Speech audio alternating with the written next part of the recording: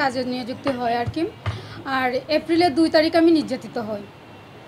বাচ্চার খাবার নিয়ে সামান্য বাচ্চার খাবার ইস্যু করে আমাকে মারধর নির্যাতন শুরু করে আর কি।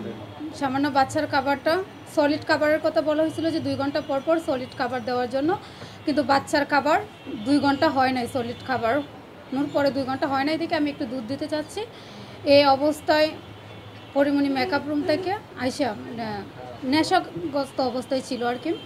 উনি আইসা আমাকে বলতেছে যে কী দেও বাচ্চাকে। তখন আমি বললাম যে বাচ্চাকে তো খাবার খাওয়ানো হয়েছে, 2 ঘন্টা হয় নাই, তো একটু দুধ দিচ্ছি। আগে যে মেয়েটা রাখতো ওই বাচ্চাটাকে দিনে 1 থেকে 2 বার দুধ দিত, তার জন্য আমি দুধ দিচ্ছি। আর উনি আমাকে এটাও বলে নাই বাচ্চাকে কি আর কেমনে করতে হয়, কোন খাবারটা কেমনে দিতে হয়, এগুলো আমাকে দেখাই নাই, বলেও নাই। ওই মেয়েটাই বলছে। আর ওই বাচ্চার খোঁজখবরও উনি নেয় নাই। সপ্তাহে একদিনও হয়তো দেখা করলে করতেও পারে, বাচ্চার সাথে কথা বললে বলতেও পারে, নাও বলে।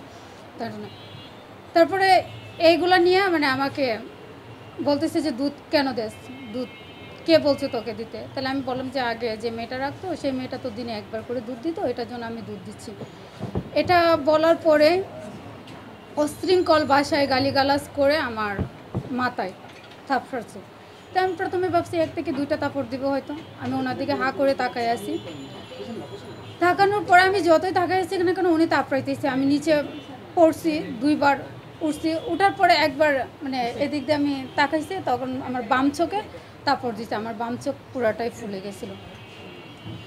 তখন আবার যে এভাবে যখন অনেকক্ষণ থাপড়েছি তখন আমি সেন্সলেস হয়ে যাই। সেন্সলেস হয়ে যাওয়ার পরে ওরা মাথায় পানি দেয়, অনেক কিছুই করে, যে নাপা ট্যাবলেট এগুলো করে। তারপরে পরি আসে, তখন আমি পরীকে বলি যে আমাকে বের হইতে দেওয়ার জন্য। আমি পায়ে ধরি ওনার যে আপু আপনার পায়ে পড়ে আমাকে বের হইতে দেন, নাই তো হসপিটালে নিয়ে যান।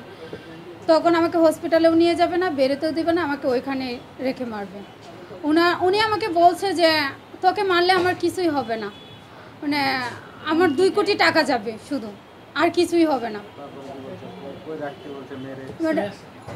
এরকমভাবে মারতেছে আর বলছে, বলার পরে এইভাবে বলছে যে তুই কার কাছে যাবে, কি করবে, তুই কিছুই করতে পারবে না আমার।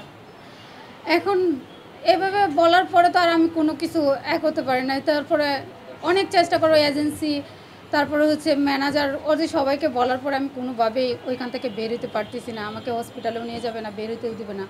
তারপর লাস্টে আমি নিরুপায় হয়ে 999-এ ফোন দিই। এর আগে অনেক কিছু হয়েছে, কিন্তু আমি সব কিছু আর বলতে পারতেছি না আর কি।